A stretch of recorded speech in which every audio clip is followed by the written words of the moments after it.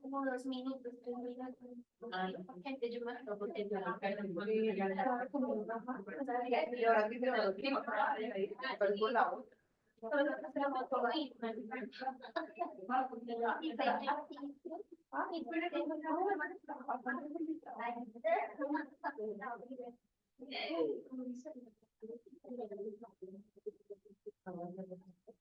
Mira,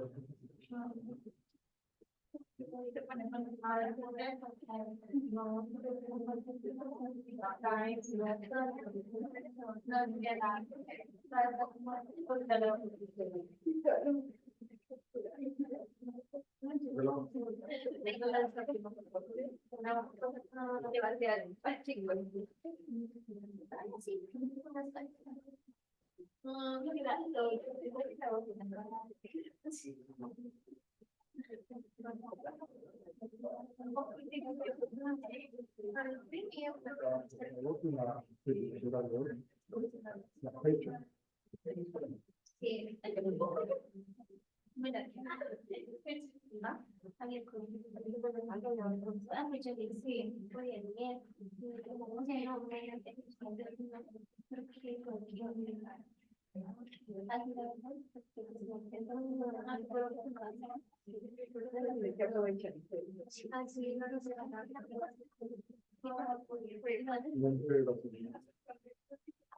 Policía cognitiva.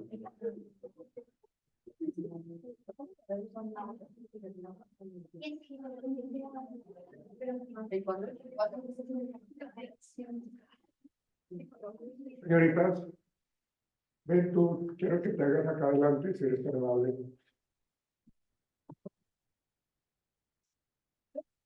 Sí, no, tú no, ya la señorita. No, quiero que se me haga acá adelante porque hay que evitar los niños chiquitos.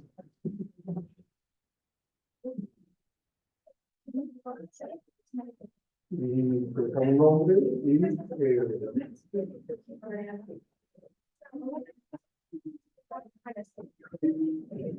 gracias, señorita.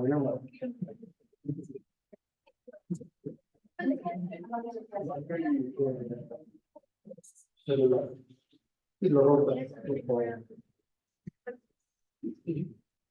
Ustedes tienen grupo de WhatsApp. ¿Cómo lo llaman eso? Psicología, pero es que ese es el con el grupo,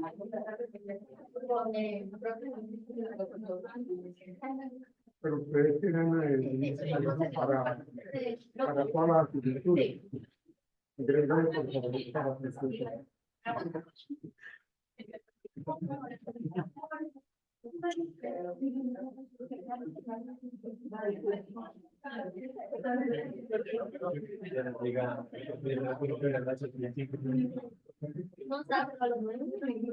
Tengo la palabra primero, perdona, tengo la palabra.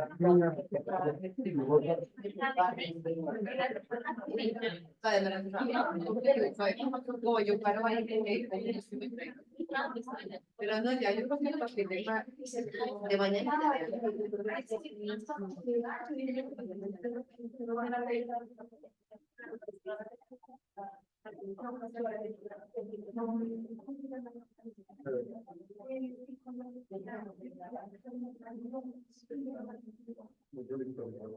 Lo apunté muchas veces.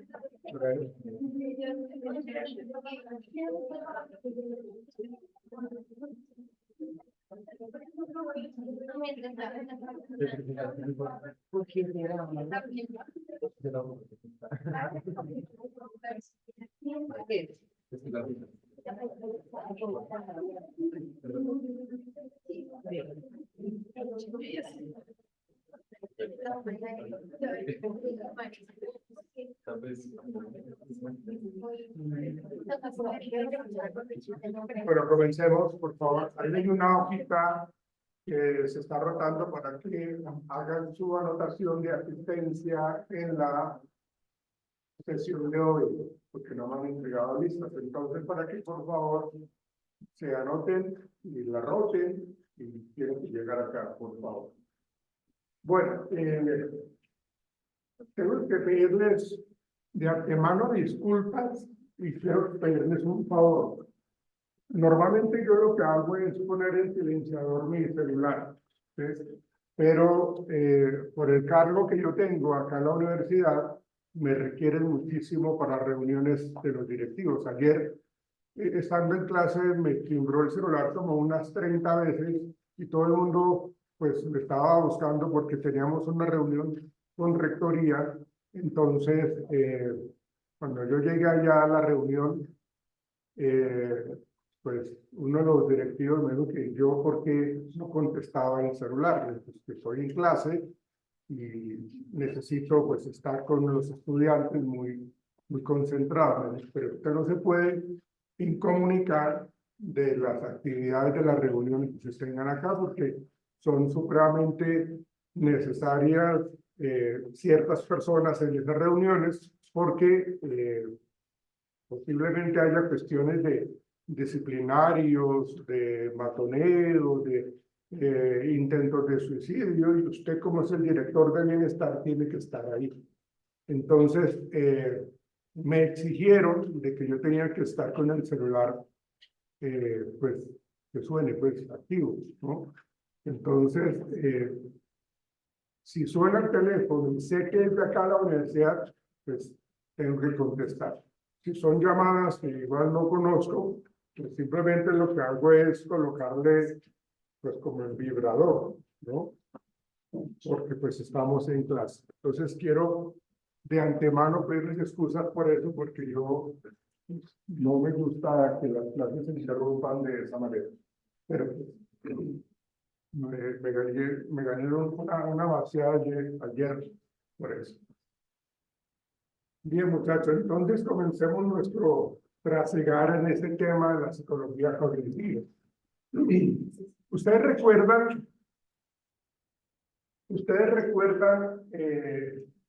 cuáles eran los conceptos de la filosofía de Aristóteles y de Platón. ¿Recuerdan ustedes un poco de eso? Para hablar del tema de esto, de la historia de la psicología cognitiva. ¿Sí?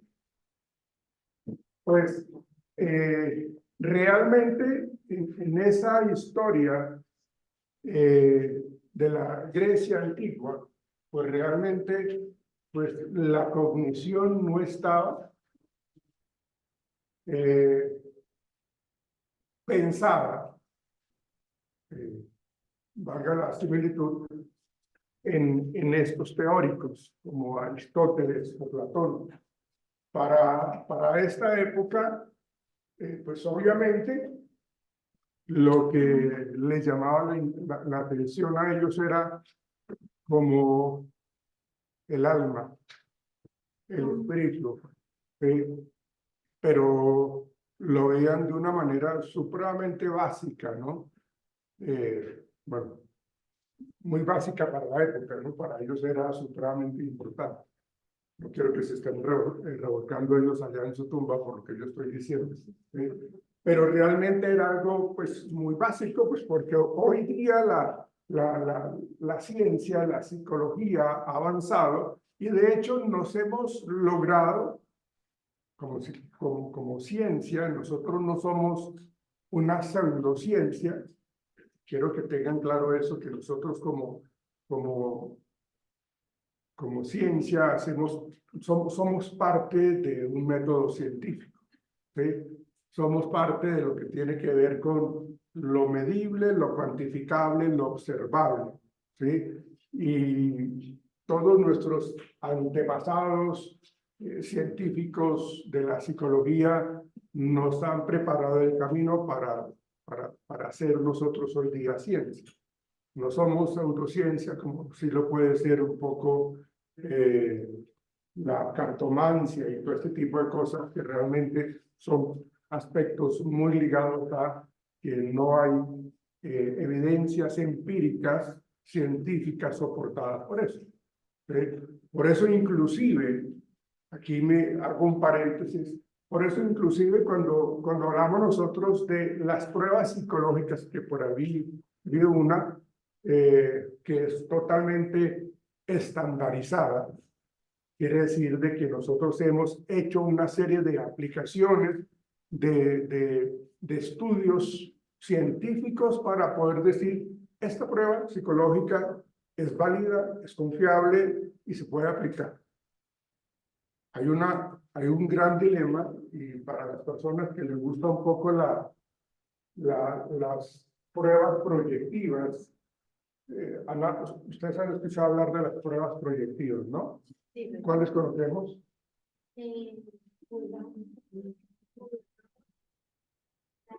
Okay. Aunque estas son pruebas neuropsicológicas que en cierta manera están estandarizadas. Cuando yo hablo de esas pruebas proyectivas, estamos hablando del Rocha, del Guartec, del TAT, que es el test de percepción temática, y bueno, inclusive los dibujos, ¿no? Cuando le dicen a uno en una hoja, dibuje usted un árbol en esa hoja. Entonces una prueba proyectiva le dice a uno, pues, ¿en dónde colocó el árbol? En la parte superior derecha, izquierda, abajo, en el centro, con tantas ramificaciones, con un tronco delgado o grueso, y eso genera interpretación. Pero ¿cuál sería el error allí? ¿O cuál sería la subjetividad allí? ¿Cuál creen ustedes? Tanto de la persona que está respondiendo a esa tarea como del evaluador. ¿Qué creen ustedes? Que sea, digamos, como esa falencia, esa limitación que de pronto puede llegar a tener.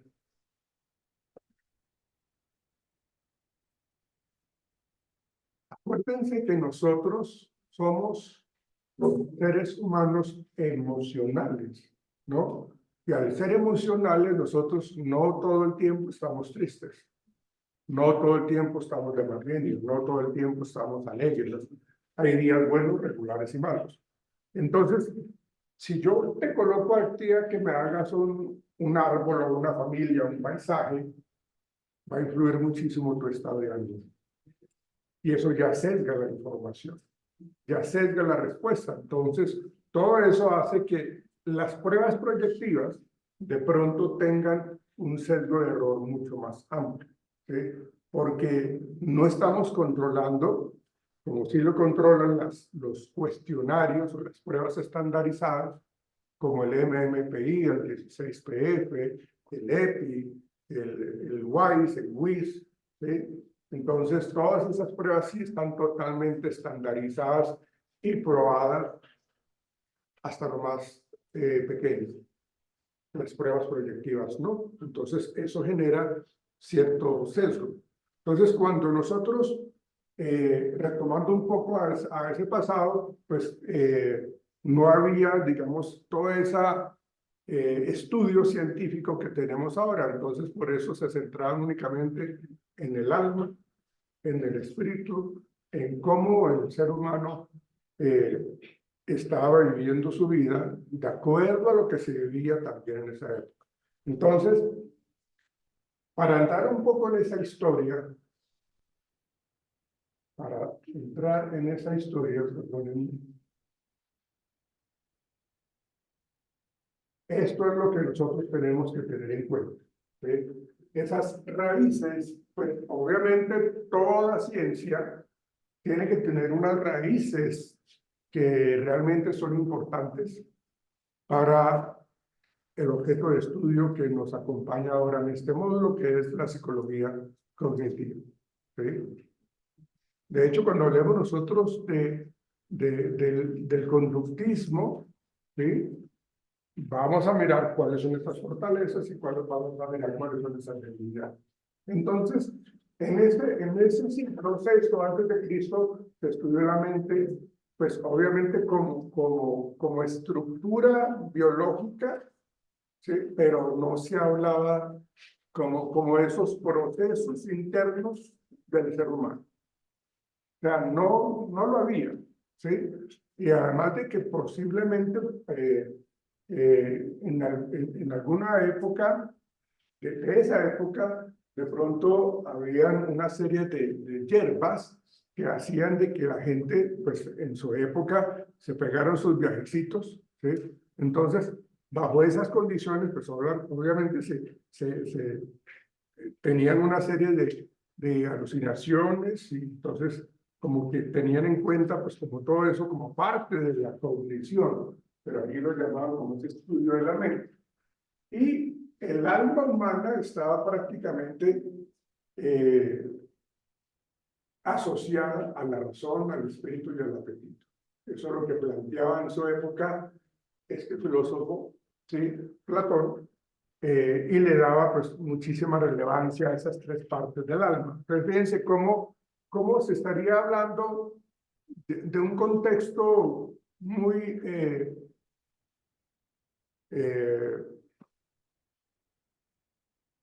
un concepto como es el alma, como algo muy sin ninguna base científica, pero era lo importante, ¿sí?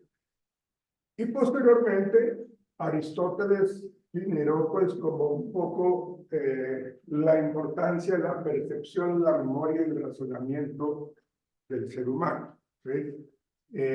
¿Y por qué empiezan a hablar de eso? Porque es que de acuerdo a las experiencias que tenemos nosotros como seres humanos, a esas experiencias, ustedes saben de que nosotros cuando nacemos somos una tabula rasa, somos una hoja en blanco, y cuando empezamos el trasegar de la vida, hay muchas cosas que quedan ahí como las huellas de memoria, que van a quedar impregnadas y van a quedar mucho más impregnadas o menos impregnadas, dependiendo de qué tanto nos impacte, ¿sí? Si nos impacta mucho, pues la respuesta cognitiva va a generar unos aprendizajes, unas huellas de memoria mucho más fuertes.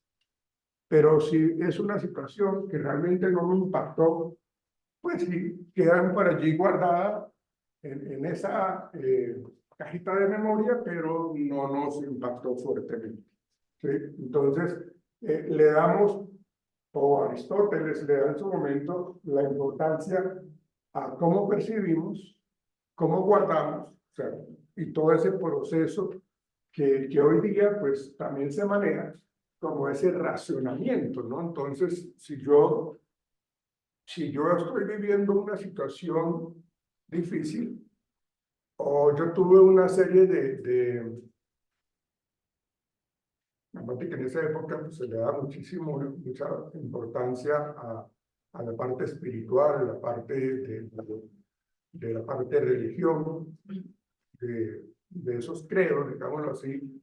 Entonces, pues cuando se habla de ese razonamiento, habla de que de pronto por haber yo tenido una conducta incorrecta, puedo estar yo viviendo esa consecuencia negativa. ¿Sí? Entonces, eso es como que lo que yo hice incorrectamente, yo lo voy a tratar de no repetir. Digamos que ese era el razonamiento. Y hoy día, pues, obviamente también es algo que se mantiene. Luego, en el siglo XIX, ya mirando un poco más, más de cerca lo que es la historia de la psicología, se habla del estructuralismo. Aquí ya se habla de los primeros pinitos de la psicología científica en el laboratorio de psicología experimental de Leipzig, Alemania, en donde pues ya se le dio una gran importancia a todos los estudios que de pronto podrían estarse realizando. Y Wilhelm Wundt es como ese padre, de la, digamos, el primer paso de esa experiencia de la psicología experimental. ¿Sí? ¿Por qué? Pues porque ya hay unos estudios mucho más claros, ya hay una idea mucho más consciente de los elementos básicos, ¿sí? Como es la emoción, los pensamientos, la atención, la inteligencia, ¿sí? Pero le daba mucha importancia a esa introspección. Esa introspección lo asociaba muchísimo a cómo yo interpreto las cosas, cuál es la percepción. Entonces, de esa manera, se daba como, de acuerdo a la manera como yo percibo, así yo me voy a sentir. Digamos que esa era la introspección que nos estaba empezando a hablar de este enfoque estructuralista, porque la estructura en nosotros está basada en esos análisis internos de esa introspección de acuerdo a lo que yo estoy viviendo en mi cotidianidad. O sea, a esa percepción. Yo puedo estar percibiendo que a alguien están golpeando, lo están maltratando, entonces de acuerdo a esas evidencias, a esas experiencias, yo genero una introspección, ¿sí? Y esa estructura me permite a mí también tener como la posibilidad de decir, ¿por qué será que a esta persona la están castigando? ¿O por qué la están lacerando? ¿No? Habría que mirar qué es lo que está pensando. Por eso se habla de descomponer la experiencia consciente en sus elementos más básicos, y Wilhelm Wundt empezó a hablar de esos métodos de la introspección. Luego se habló del funcionalismo, ¿sí? Y esto ya se hace más en Estados Unidos, en donde William James habló de una estructura mental. O sea, aquí ya nos metemos un poco en lo que es el concepto cognitivo, el concepto de la cognición. Y es muy cierto que tengamos claro de que la mente la tenemos que estar asociando con la cognición, la mente la tenemos que estar asociando con los procesos internos que tenemos nosotros en nuestra mente. ¿Sí? Entonces, esas funciones mentales nos determinan que la persona se va adaptando a su contexto, el organismo se va adaptando a su contexto de acuerdo a las experiencias que ha tenido anteriormente, y eso le permite, de acuerdo a esa adaptación, por eso se habla que es algo funcional, porque de acuerdo a lo que yo he vivido, he aprendido a que no debo volver a cometer esa falta. ¿Sí? Entonces, en ese sentido, los organismos, las personas, empiezan a sobrevivir y a progresar, a evolucionar. Entonces, es lo que nos está planteando en esta historia de la psicología cognitiva William James, ¿no? Cómo se adapta el ser humano de acuerdo a las funciones mentales, que es el análisis. Retomaríamos un poco lo que tiene que ver con la parte del razonamiento, ¿sí? Pero ya lo hacemos de una manera mucho más aterrizada con respecto a la relación que tiene el entorno, la relación que tiene la experiencia y esas funciones mentales que nos determinan a nosotros un buen actuar o un mal actuar de acuerdo a los resultados. ¿Hay alguna pregunta con respecto a estos tres campos de la historia de la psicología cognitiva? Que en últimas, pues también es una historia muy general de la psicología como tal, ¿sí? Sino que acá retomamos aspectos que están relacionados con la cognición, ¿sí? La cognición es algo que a nosotros siempre nos ha estado acompañando. Ahora miremos ya un estudio o estudios mucho más recientes en donde acá en el conductismo, ustedes saben de que Watson y Skinner son los pioneros, los padres en esta corriente conductista. A Watson lo echaron de las universidades, lo echaron de la Asociación de Psicólogos por hacer una serie de experimentos con humanos, ¿sí? O sea, Watson, ustedes saben de que él hizo un estudio con respecto al vertigo, no, perdón, el estudio del miedo como tal, ¿sí? El estudio del miedo en donde le estaba generando, pues el niño se acercaba muy tranquilamente a un peluche, ¿sí? Y empezó Watson a generar de que cada vez de que existía, se presentaba el peluche, le pegaban una lámina de acero y eso generaba un ruido muy escandaloso y generaba pues susto, ¿sí? Una reacción de miedo en el niño.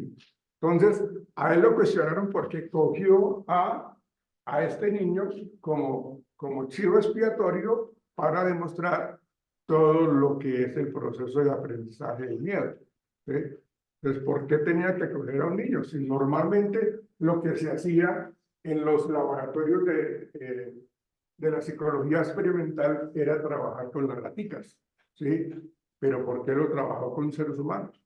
Y lo que él quiso fue precisamente hablar un poco de la conducta consecuencia. Y aquí hay algo que es importante mencionar. ¿Ustedes recuerdan a Thorndike? ¿Qué nos dice Thorndike? ¿Qué habla? ¿Cuál es la ley que habla Thorndike? ¿Qué nos dice la ley del efecto? ¿Qué nos dice la ley del efecto, muchachos? ¿Recuerdan? Díganlo, si no, pues no hay lío. Si mi conducta es seguida de un estímulo aversivo o una consecuencia aversiva, ¿sí? Esa conducta en el futuro tiende a disminuirse.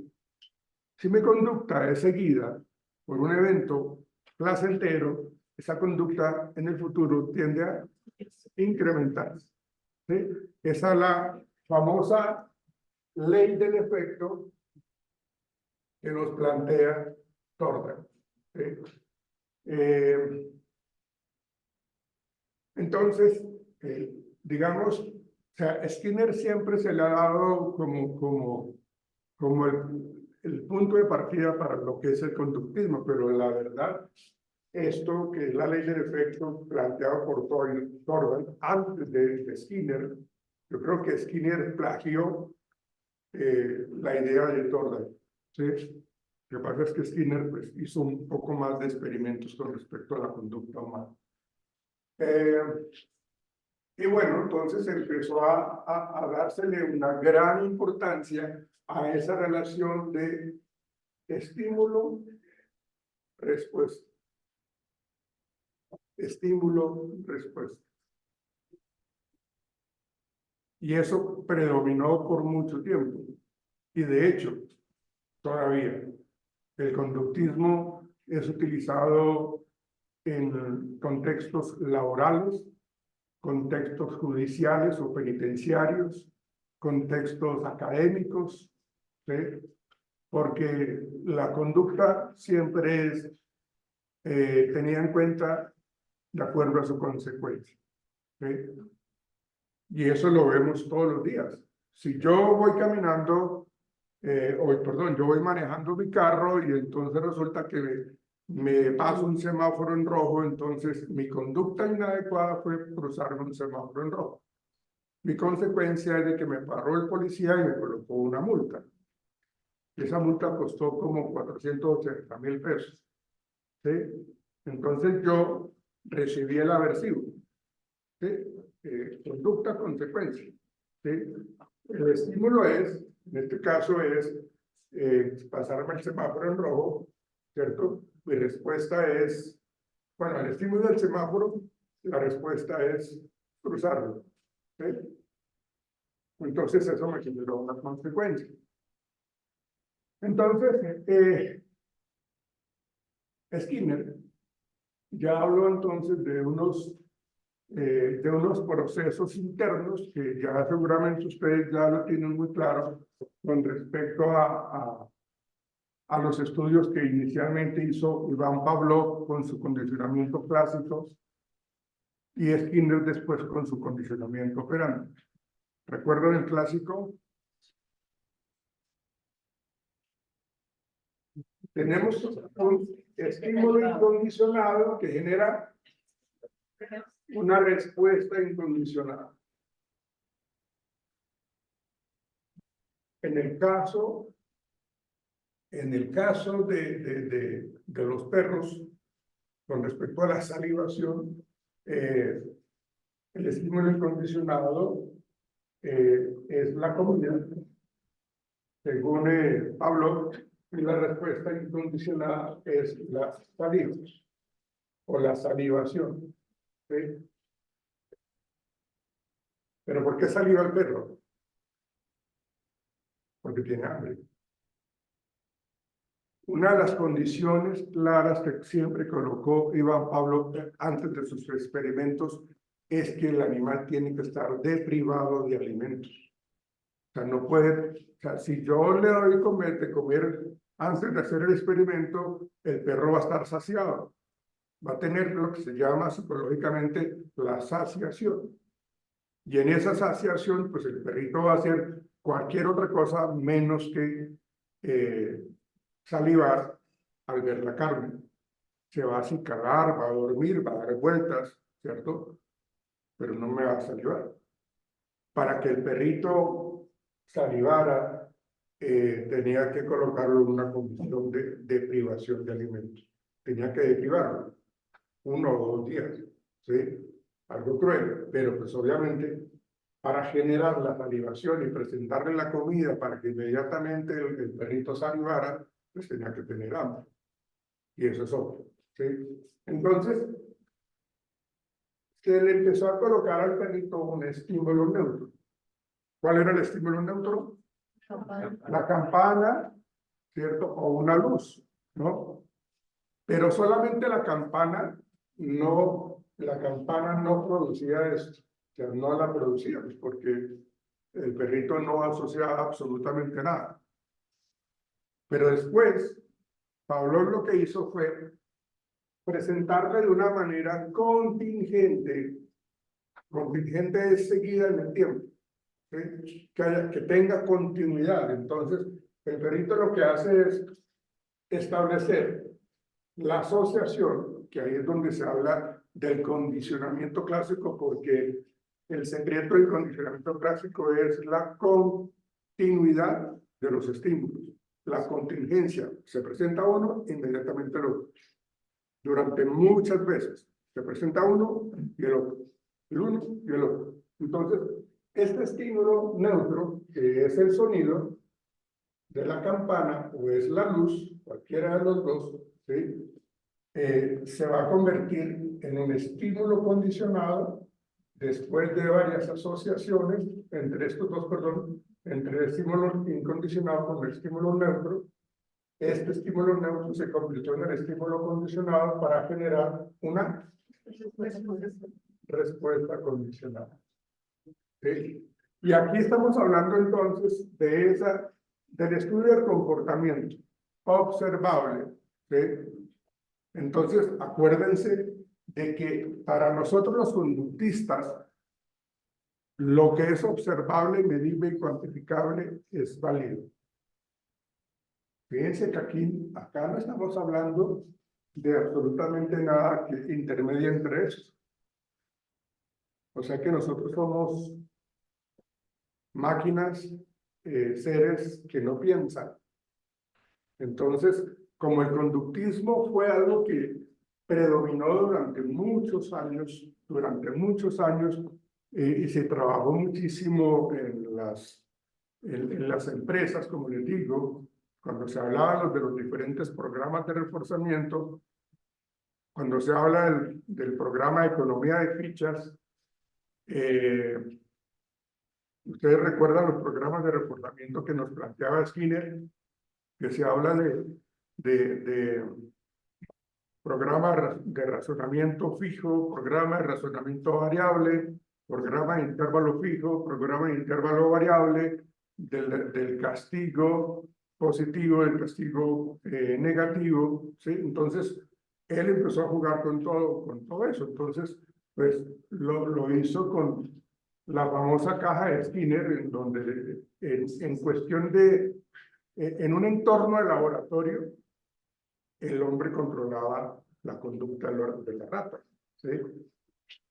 En su libro Walden 2 de Skinner, él dijo, entrégueme un territorio en donde yo sea la mayor autoridad y le entrego una sociedad apta y que no va a tener ningún tipo de problemas, porque él quería trabajar todo ese tema del conductismo, él quería aplicar castigo, reforzamiento, los programas de reforzamiento. Pues obviamente, pues eso fue una idea que él se le generó, pero pues no quiso o no lo quisieron apoyar.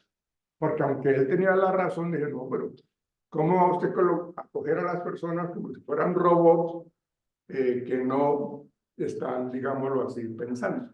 Entonces, con base en eso, entró la corriente cognitiva. Y eso es lo que se le agrega a este estímulo-respuesta, porque aquí en la parte cognitiva está esto. Estímulo, ¿cuál es esta? Organismo y respuesta. Quiere decir de que para yo poder dar una respuesta ante un estímulo, en mi proceso mental, en mi parte interna, en mi organismo, pasa algunas cosas. Pasa algo, hay un proceso, un análisis, un raciocinio, una interpretación que me permite actuar o no me permite actuar, ¿sí?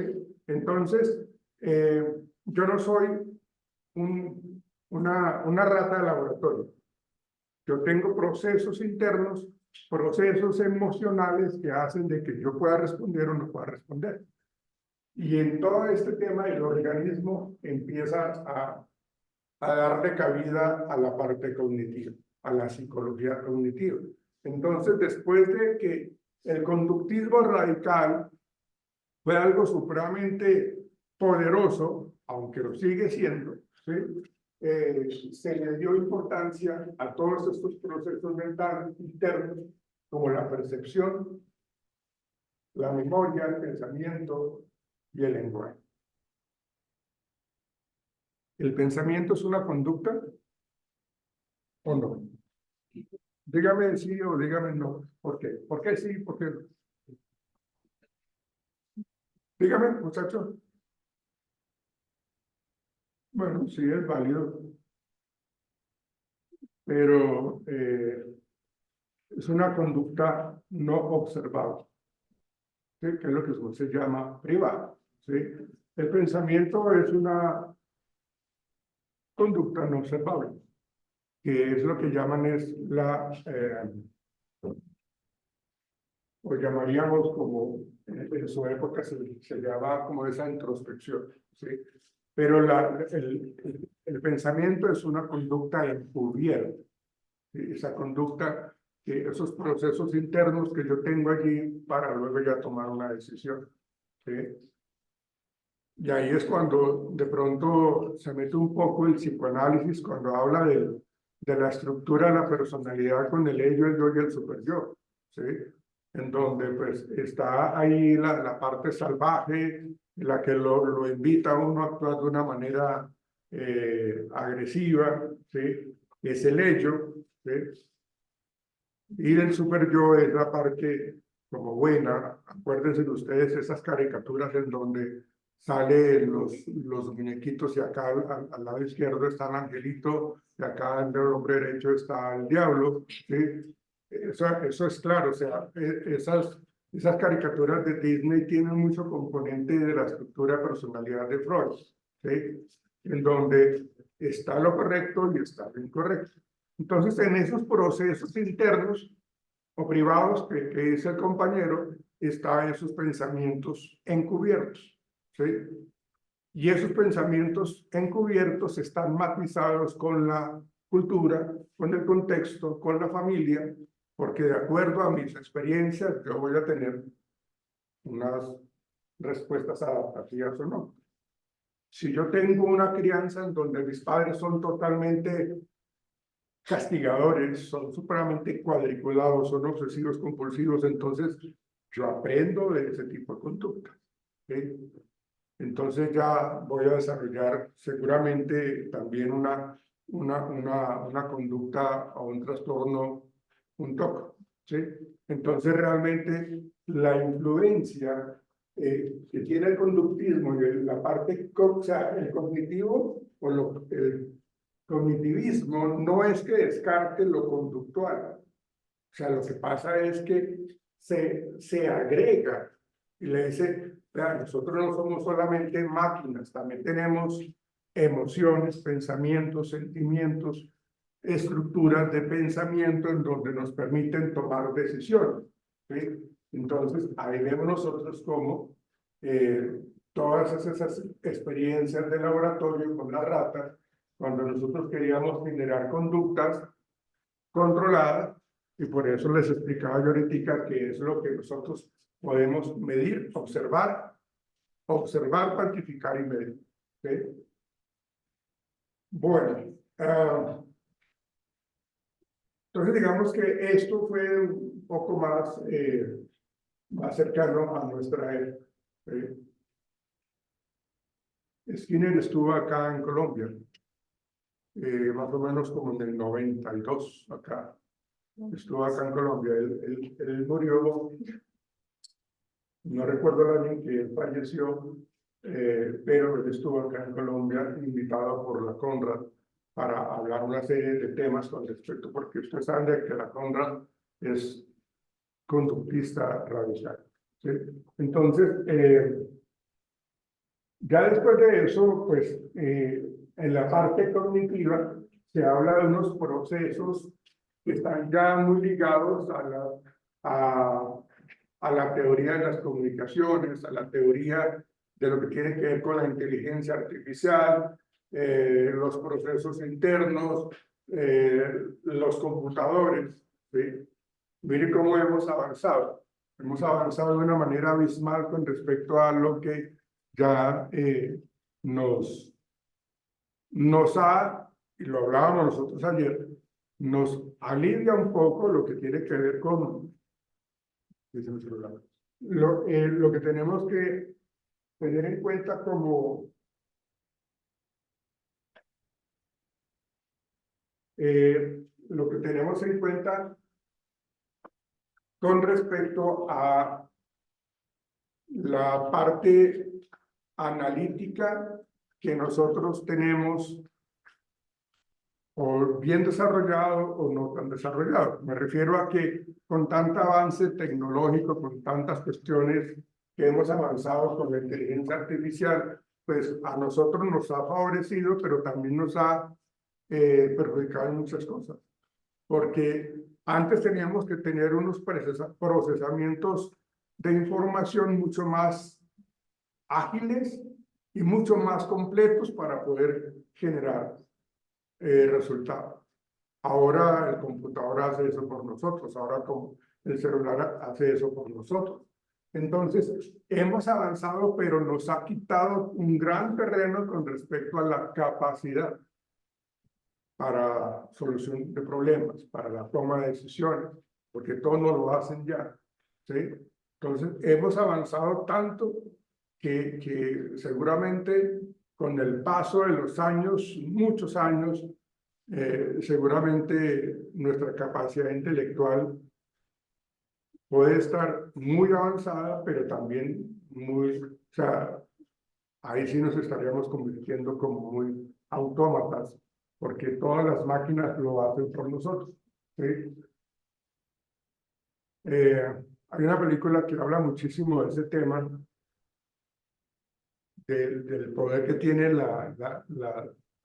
el sistema computacional, la información, creo que se llama Trascendencia, me parece, que es cómo la ciencia, la computación, se convierte en algo que controla inclusive a la humanidad.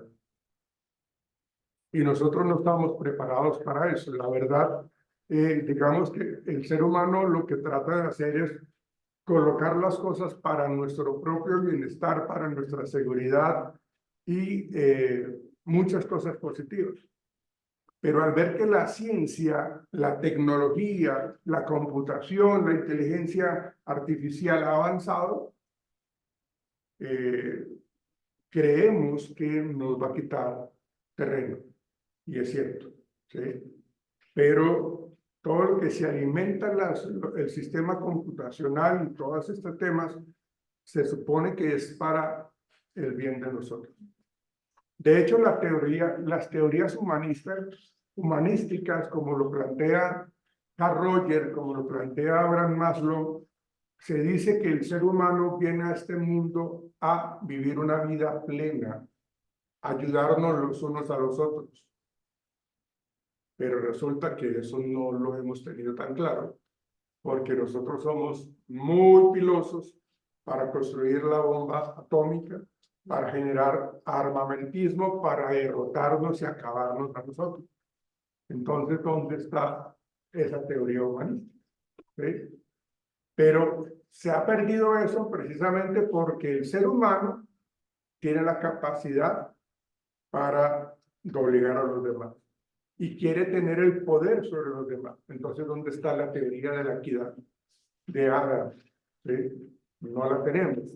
Entonces, todo eso hace que nosotros hayamos perdido el horizonte y todo lo que avanza la ciencia ha sido para bien o para mal, ¿sí? Dependiendo de quién lo esté manejando, ¿sí?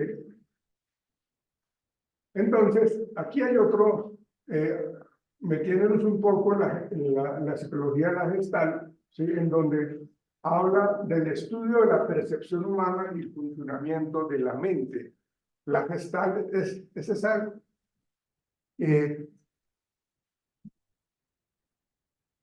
corriente psicológica en donde se habla de la forma, ya vamos a ver ahorita los diferentes enfoques que habla la psicología de la Gestalt, en donde, de acuerdo a la manera como yo observo, así yo interpreto, ¿sí? Por eso lo dice acá. Propone que la percepción humana no simplemente se basa en la suma de las partes individuales, sino en la organización global, ¿sí?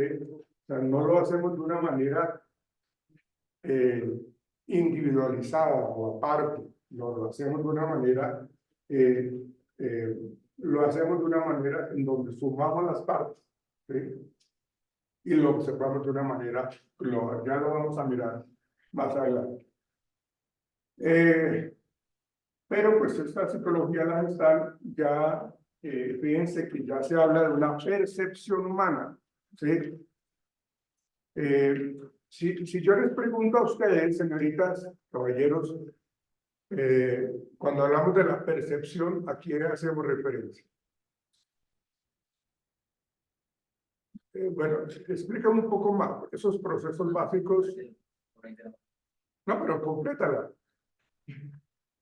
¿Cuál es la percepción que tenemos nosotros, por ejemplo, de la homosexualidad? ¿Cuál es la percepción que tenemos nosotros de las personas de color? ¿Cuál es la percepción que tenemos nosotros de la pobreza? ¿Cuál es la percepción, o sea, de acuerdo a la manera de o la forma de vida que yo he llevado, ahí se va a estar matizando la percepción que yo tengo de esos tres conceptos, de esas tres situaciones. ¿Sí?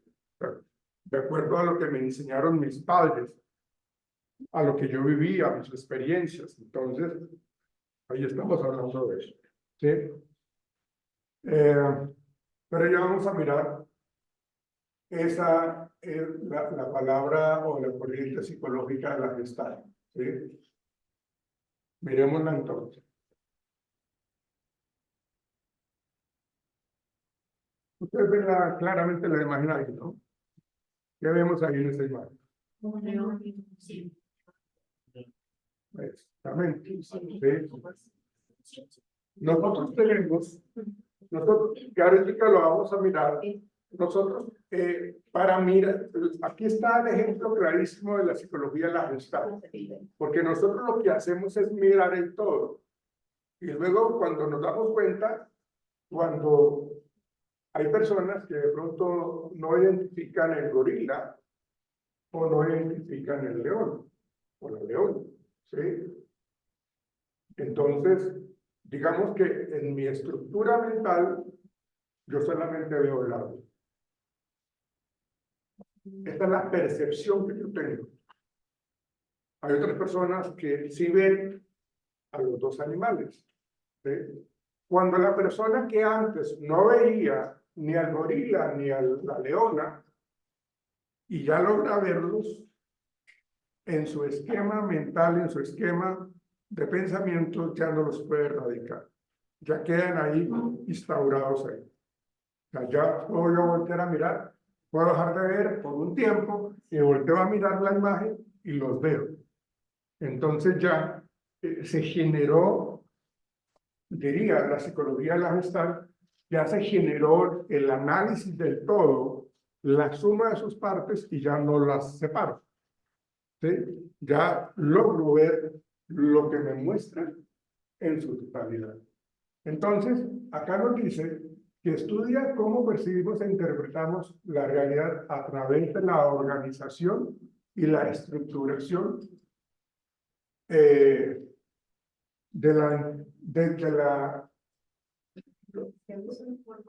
la información visual. Sí, gracias. Así como la influencia de la experiencia y el contexto en dicho proceso. ¿Sí? Entonces, aquí vemos cómo la gente, de acuerdo a lo que ha vivido, a lo que ha padecido, a lo que ha tenido como favorable o no desfavorable, así va a tener, digamos, su estructura de pensamiento. Así va a percibir. Entonces, si a mí todo el tiempo me dijeron mis padres, usted no sirve para nada, usted hace las cosas mal, usted siempre hace el ridículo, entonces ya después de tanto tiempo que me lo han dicho, ya no necesito que me lo digan los demás, ya me lo digo yo solito. ¿Sí? Ya tengo esa, digamos, como esa información mucho más estructurada en mi mente. Entonces aquí vemos esa parte de esa psicología de la Gestalt. ¿Sí? Pero la psicología de la Gestalt tiene algo o divide su estructura en estos aspectos. ¿Sí? Esos son los investigadores más reconocidos en la Gestalt. Y ellos enfatizaron en la organización perceptual y la idea de que todo es diferente a la suma de sus partes. Entonces, cuando hablamos nosotros del principio de la pregnancia o de la buena forma,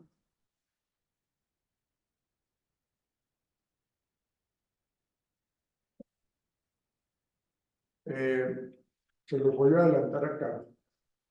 Este es un ejemplo de la principio de la pregnancia o de la buena forma. ¿Sí? ¿Qué ven ustedes ahí?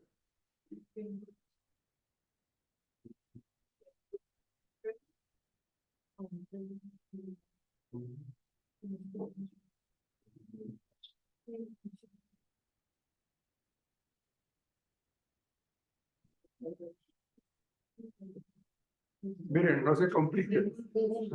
Lo que nosotros, lo que nos dice el principio de la pregnancia o la buena forma simplemente es de que nosotros no dividimos los círculos. Nosotros sabemos que aunque esto esté dividido, esto es un círculo, ¿cierto? Y aquí el hecho de estar atravesándose ciertas líneas, sabemos de que hay un círculo, ¿sí? Entonces, ese es el principio de la pregnancia de la buena forma, porque tenemos claro de que aunque lo vemos dividido, sabemos de que ahí existen unos círculos, ¿sí? Esa es la idea del principio de la pregnancia o la buena forma. Y se llama buena forma pues, porque están totalmente estructurados esos círculos. O sea, están bien delimitados, están bien formados y los tenemos claros. O sea, en nuestro proceso mental no tenemos que dividir lo que nos están mostrando porque inmediatamente ya lo reconocemos. Tiene que ver muchísimo con el ejemplo del árbol, del gorila y de la leona, ¿sí? O sea, ya los tenemos claros. ¿Por qué? Porque tenemos unos antecedentes, unos aprendizajes en la infancia que nos permitieron entender lo que es esto, un círculo, ¿sí? Independientemente que esté separado. Entonces, están allí representados, pero los identificamos. Ese es el principio de la pregnancia o de la buena forma. Luego, se habla de el principio de la proximidad.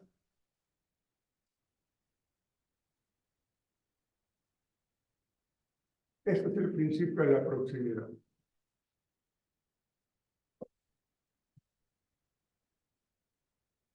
Nuestro esquema de pensamiento, nuestro esquema cognitivo no mira, acuérdense que la Gestalt nos habla de la suma de las partes.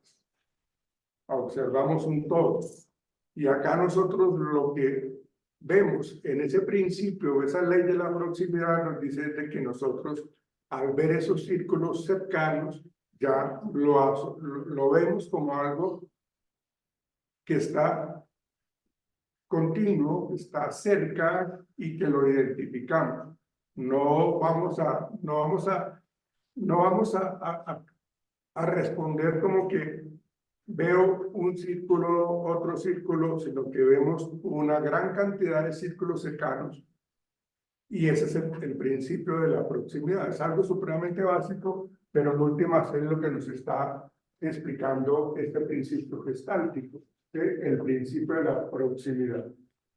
Y lo vemos en un total, pues lo vemos globalizado en esta imagen. Luego, vemos nosotros el otro principio, que es el principio de la similitud.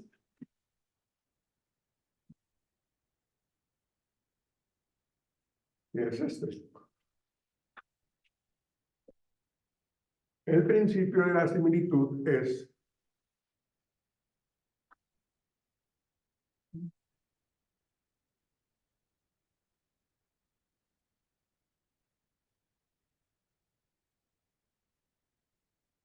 el principio de la similitud.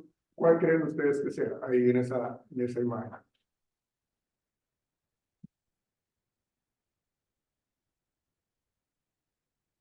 Principio de la similitud, ¿cuál es?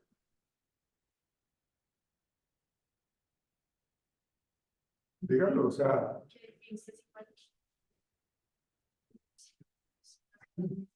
se dan cuenta a veces como nosotros nos quedamos callados porque tenemos miedo a hacer el ridículo, ¿sí? Y son cosas supremamente básicas. Estamos diciendo de que cuando nos presentan diferentes objetos, ¿sí? En un todo, nosotros logramos tener el principio de la similitud diciendo, allí hay estrellas de color azul. ¿Las hay? Sí. Vemos que tienen esa forma que las identifica como iguales o similares. Lo mismo los cuadrados azules. ¿Sí? No, Ah, son dos. Ok, entonces tenemos el principio de la similitud con respecto a los cuadrados rojos. ¿Sí?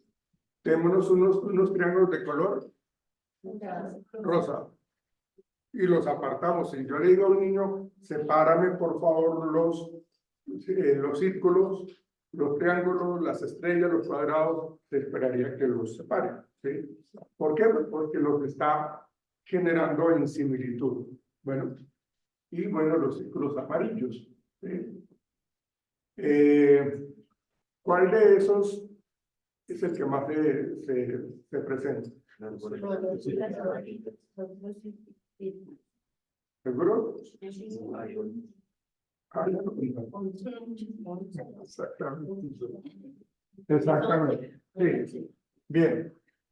Pero ahí está el principio de la similitud.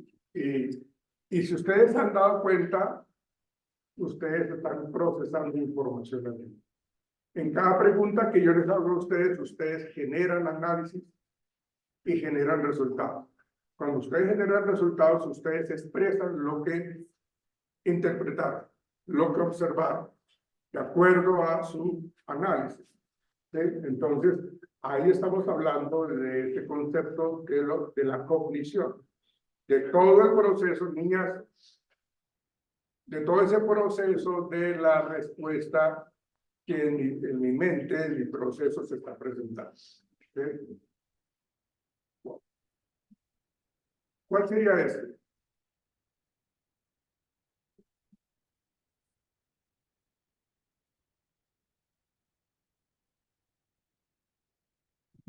Antes les mostraba el término y luego el estímulo visual. Ahora les estoy mostrando el estímulo visual para llegar a cuál es el concepto de esto. ¿Qué creen ustedes que hay ahí? Sí, son huellas, ok, pero ¿cómo están esas huellas? Ahora, continuas. Ese es el principio de la continuidad. ¿Sí? ¿Por qué? Porque nosotros sabemos de que si hay huellas, acá debe ser que alguien pasó por ahí. Entonces, lo que hacemos nosotros es tener una continuidad, ¿sí? Un análisis en donde entendemos e interpretamos de que hay cierto tipo de personas caminando por aquí que por sus huellas. Es el principio de la continuidad. ¿Sí? Y por último, de esta parte de la Gestalt,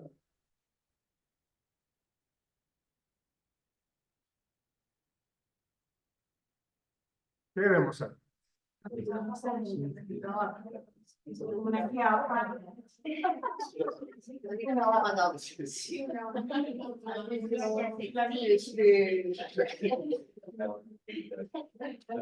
¿Qué vemos? ¿Qué vemos ahí entonces? ¿Qué vemos?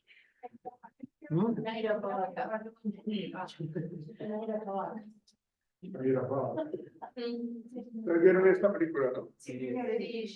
Ah, ok, usted lo identifica, ¿no? Usted lo identifica. Acá, ¿qué ven? ¿Por qué sabemos de que hay una jirafa? Ok. Ese principio se llama el principio de cierre, ¿sí?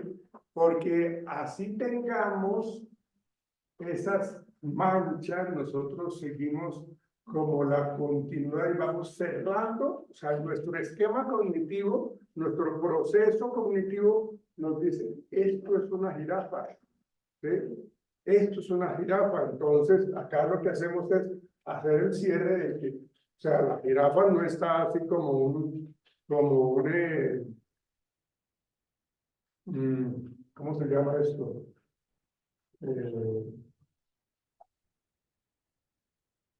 Lo que le colocan a los niños cuando se duermen. Los móviles. Esto no está separado, o sea, esto no está separado. O sea, esto tiene una figura que representa la jirafa. ¿Sí? Si yo te veo a ti y su merced detrás de ella, está detrás de ella, el hecho que yo no te vea completa en tu cuerpo, o sea, yo digo que su merced no es medio cuerpo, su merced le hago el cierre a todo lo que es el cuerpo humano. ¿Sí? Eso es lo que nos está mostrando este principio del cierre. Ya vamos a mirar otro. Aquí también es el principio del cierre. ¿Ven? Aquí vemos este osito panda, ¿sí? Y también ya hacemos el cierre.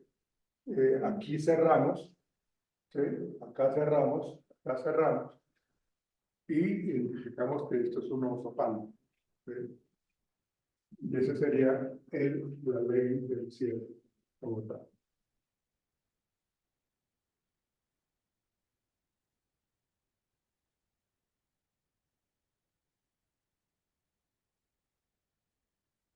Y bueno, entonces, ya entrando en todo este tema de la psicología cognitiva, entonces el ser humano es una persona que tiene procesos psicológicos internos, que tiene una serie de herramientas que le permiten interpretar, que le permiten recordar, que le permiten prestar atención, que le permiten comunicar y expresar, y esa comunicación puede ser verbal o escrita, o inclusive con señas, ¿sí? El lenguaje, en cierta manera, tiende a ser universal, ¿ven? El pensamiento, la inteligencia y las emociones, que son los sentimientos. De hecho, de eso estamos hechos todos nosotros, ¿sí?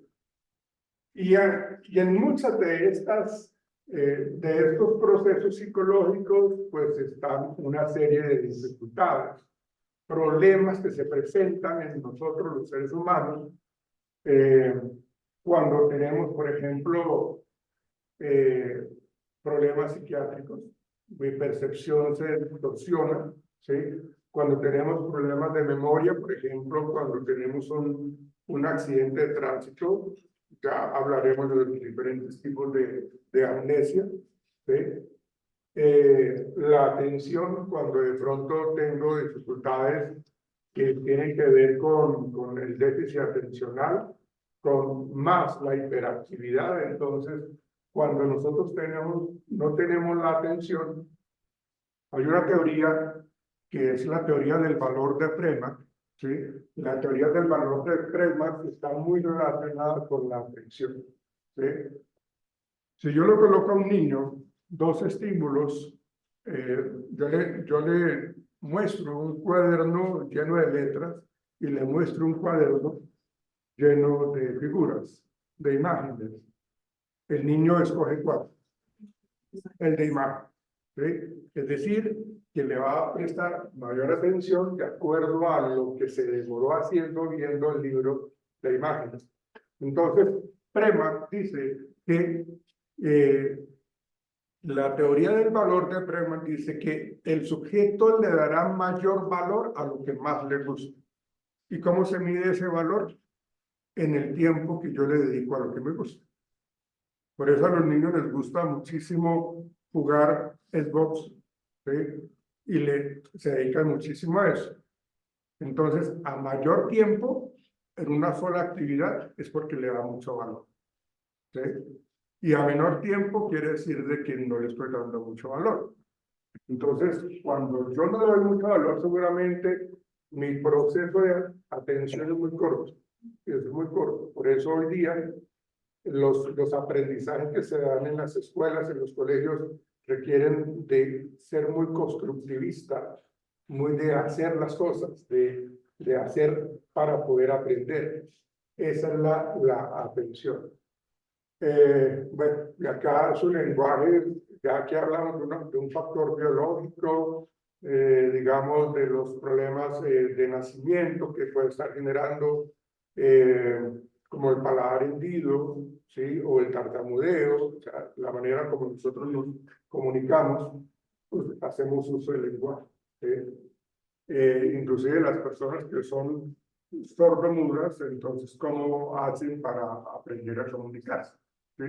Pues utilizan el lenguaje. ¿Sí? Pensamiento está muy relacionado a las experiencias vividas, la inteligencia, en donde se determina una inteligencia superior, una inteligencia media y una inteligencia baja. Y bueno, sentimientos que están muy ligados también a la experiencia que yo he vivido en mi vida. Bueno. Entonces, todo esto que les mostré anteriormente está muy relacionado con el sistema nervioso y sus estructuras. Ustedes saben de que nosotros en nuestro cerebro tenemos una serie de conexiones sinápticas, que hay axones, que hay dendritas, y que toda esa información interna en nuestro cerebro es la que me va a permitir a mí generar procesos de aprendizaje. A mayor cantidad de conexiones de axones y de dendritas, la inteligencia es mucho más adecuada, mucho más importante. ¿Sí? Pero cuando hay una serie de dificultades, como por ejemplo una mala estimulación o una enfermedad como la meningitis o una fiebre alta, entonces todo eso hace que pronto hayan células muertas, ¿sí? Y se rompan esas conexiones, y ahí es cuando se presentan los problemas de inteligencia. Pero todo eso está o se basa en el sistema nervioso y sus estructuras. ¿Sí?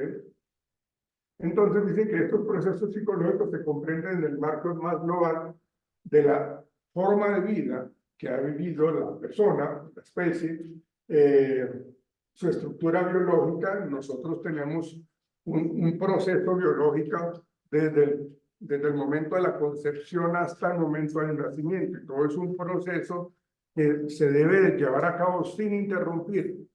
Cuando por alguna enfermedad de la mamá o algo así, por ejemplo la preeclampsia, que es la alta tensión, seguramente se puede estar afectando eso. ¿Sí? La capacidad de comportamiento de los entornos, ¿sí?, que caracteriza el modo de vida de nuestra especie, se basa en los procesos psicológicos facilitados por su constitución cerebral. Esto quiere decir que en la medida que estamos generando unos buenos aprendizajes es porque mi estructura cerebral, mi desarrollo biológico está llevándose de una manera mucho más adecuada. ¿Sí? Bueno.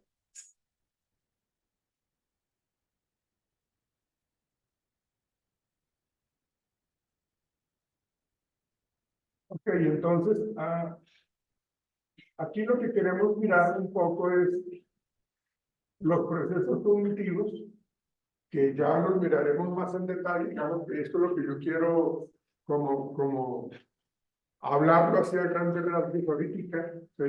Pero dentro de esos procesos cognitivos tenemos la percepción, que es la manera como yo organizo la información que yo veo en mi contexto, ¿sí?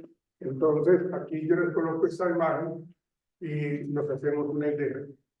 ¿Cuál es la idea que te da esta imagen aquí? ¿Cuál es el? Ajá. Una contexto. Va a coger el palito que tiene el habitante que está hablando. ¿Y qué percepción te da ese habitante? ¿Cuál es la interpretación que tú tienes? Ok. Ok.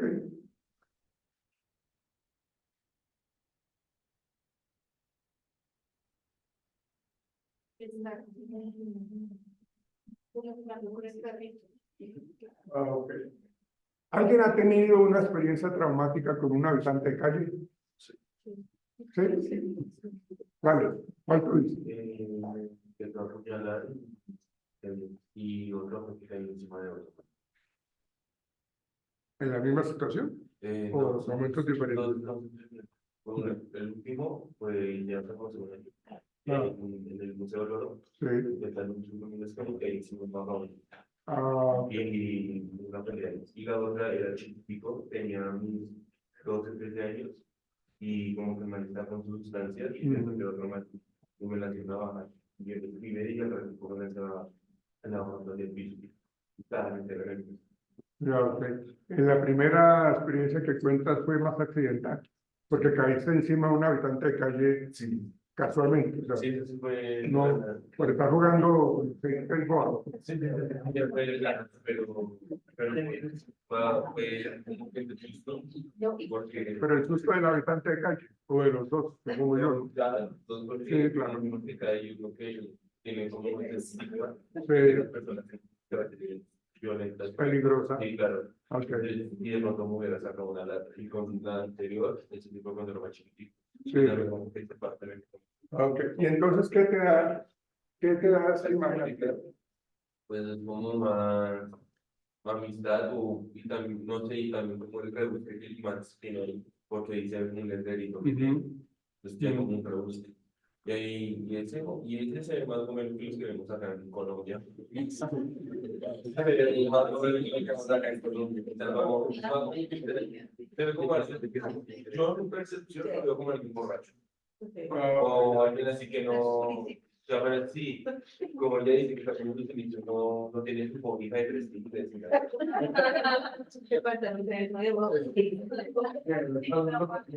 Ok. Pues esa es la percepción. ¿Cuál es la percepción que su merced tiene de esa imagen? Está jugando con perros. Está hablando con el perro, ¿no? Así que tiene perritos como que pues, Sí, ok. Ok. ¿Cuál será la interpretación que él tenga de su vida? Triste. No, pues acá podemos nosotros generar mucha interpretación, ¿no? Pero nosotros podríamos entender de que es una persona que sufre mucho, que aguanta mucha hambre, que aguanta mucho frío, pero que también son peligrosas, que también consumen, porque pues de tanta hambre terminan consumiendo. Hay una gran... Pero de acuerdo a las experiencias que uno tiene, también tiende a interpretar digamos, las imágenes que uno está observando. Entonces, en la percepción es captar, organizar y dar sentido a los datos sensoriales y a la información que yo estoy viendo visual. En la atención, que es lo que yo les estaba comentando ahorita con respecto a la focalización de la percepción selectiva y la habituación. Entonces, para que se dé eso, tenemos que hacer un proceso interno para poder interpretar lo que yo estoy observando. Pero debe estar, y por eso yo hablaba de la teoría del valor de Bregman, porque es algo que me gusta. Cuando yo observo algo es porque me gusta y le genero toda la atención. Cuando no me gusta, pues hace falta esa parte. Entonces, de hecho, cuando hay estímulos que son muy llamativos, por ejemplo, alguna chica de acá, no sé, ven aquí a Brad Pitt, ¿no? Y lo identifican entre varias personas, entonces están teniendo una atención selectiva. ¿Sí? Bueno, no sé, no sé a quién entonces. ¿Quiénes son los muchachos de hoy día que son atractivos para ustedes? Falcao. Bueno, Falcao, Messi, como Pedro Ronaldo. bueno, pero eso sí, o sea, eso es totalmente respetable. Hay personas que no les gusta Falcao o Messi, ¿no? Y de los muchachos, ¿cuál es la chica? Johnny Depp. ¿No? ¿Sobre cuál sería? Rihanna. ¿No? Ok, ¿sobre cuál sería su chica? Tampoco, no sé qué pasa. Will Smith. ¿Cuál sería? ¿Cuál?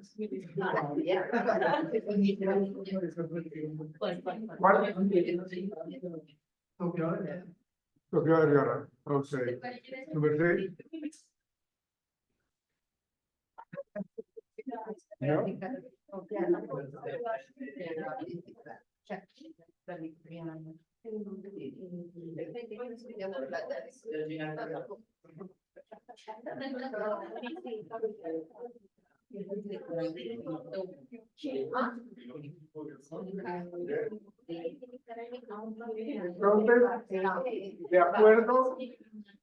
de acuerdo a esa selectividad de la imagen que yo estoy viendo, voy a prestarle atención.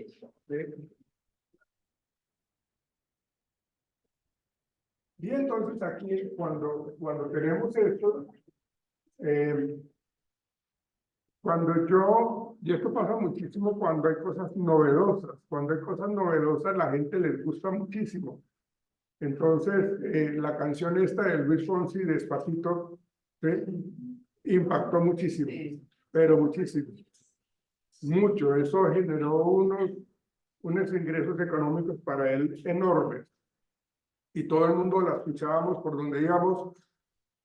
Y llega el momento que se escucha tanto que se vuelve habituado. O sea, ahí está la habituación. Y cuando se genera la habituación, ya a veces la escuchamos porque pues está dentro del campo sensorial. Porque pasamos y hay una tienda en donde colocan o está sonando esa canción, pero entonces ya no nos impacta tanto. ¿Por qué? Porque se genera la habituación de tanto percibir un estímulo, ya nos acostumbramos a escucharlo permanentemente. ¿Sí? Y esa habituación también se presenta tanto en la parte auditiva como en la parte visual. ¿Sí? De hecho, cuando yo estoy siempre, todas las mañanas en el paradero esperando el Transmilenio o esperando el ZIP, y todos los días me encuentro con una chica muy bonita, o sea, me termino habituando a eso. ¿Sí? Y viendo a veces la formación de vida en pareja, una de las condiciones es de que yo me esté viendo frecuentemente con ella o con él, en el caso de la señorita. ¿Sí? Entonces, ahí vemos nosotros el tema de la habituación y la cercanía, porque nos estamos viendo todos los días, y de tanto que nos vemos todos los días hábiles de trabajo, ya nos saludamos. Hola, ¿cómo estás? ¿Cómo te ha ido? Hola, ¿dónde es que trabajas? Entonces ya empezamos a hablar un poco más, ya hay un poco más de confianza, entonces terminamos pues habituándonos a eso. Y la invisibilización, digamos que cuando ya alguna persona me hace una jugada de esas bien feas, entonces ya lo saco de mi foco, lo saco de mis afectos, lo saco de mi interés. Yo me acuerdo cuando yo trabajé en la universidad cooperativa, yo veía siempre a dos niñas que se la pasaban de arriba para abajo, pero eran re amiguísimas. Eso era como el segundo semestre cuando estaban estudiando ellas. ¿Sí? Y cuando ya estaban como en octavo semestre, ya esas niñas ya no se hablaban. Entonces yo les decía, yo me acercaba a ellos y les decía, ¿pero qué pasó con tu compañera? Ustedes iban para arriba y para abajo. No, que esta china me hizo una embarrada, eso no sé qué cosas, ya no se pueden ver. ¿Ven? Entonces ya es lo que habla de que el estímulo generó esa invisibilización porque ya no me interesa. Se perdió todo ese poder. Bueno, la atención selectiva, pues creo yo que es claro lo que nos está diciendo allí, que nuestro cerebro nos permite tener claro qué es lo que estamos observando de acuerdo a algo. De hecho, esta atención selectiva se utiliza muchísimo en los juegos de encuentro el objeto escondido. ¿Sí? Entonces, si ahí nos dicen, hay que buscar un sable, entonces toda nuestra atención está en buscar el sable. ¿Sí? Bueno, yo creo que vamos a terminar aquí. Acuérdense, por favor, los artículos para el 7 de mayo. Ahí ya están ahí en la plataforma, ahí en el programa. Nos veremos la otra semana. Chao, muchachos. La lista, ¿dónde está? Permítame, voy a llamar a lista.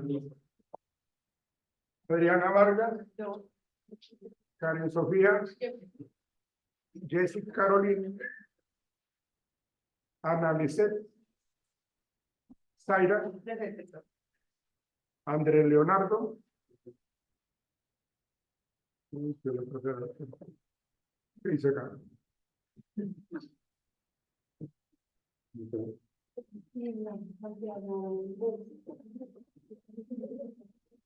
Su merced, Santiago Rosa.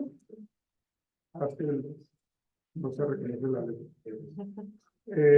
Steven Ramírez, Carla Nicole,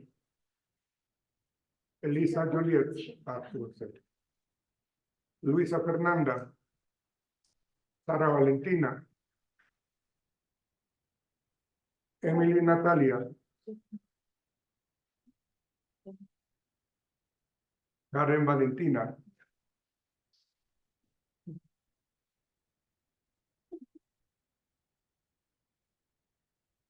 John James, Daniel Felipe, Juan Sebastián, Melanie Zuluaga, Andrea Caterina, Sara Valentina, Joana Ibargüengoitia, Sara Valeria y Brigitte Tatiana. Alguien que no haya mencionado, ¿no? Listo, nos veremos. Pero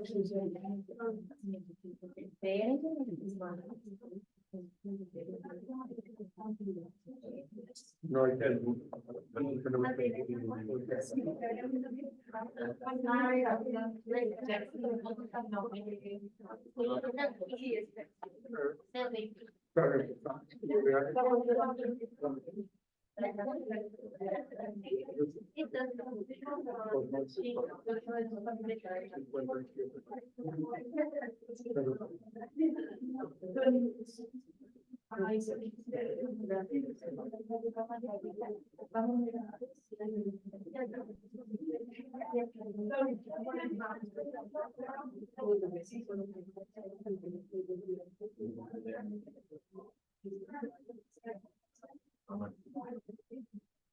Profe, de los artículos toca mano o No, ustedes eran lo importante que se habían presentado, ¿no?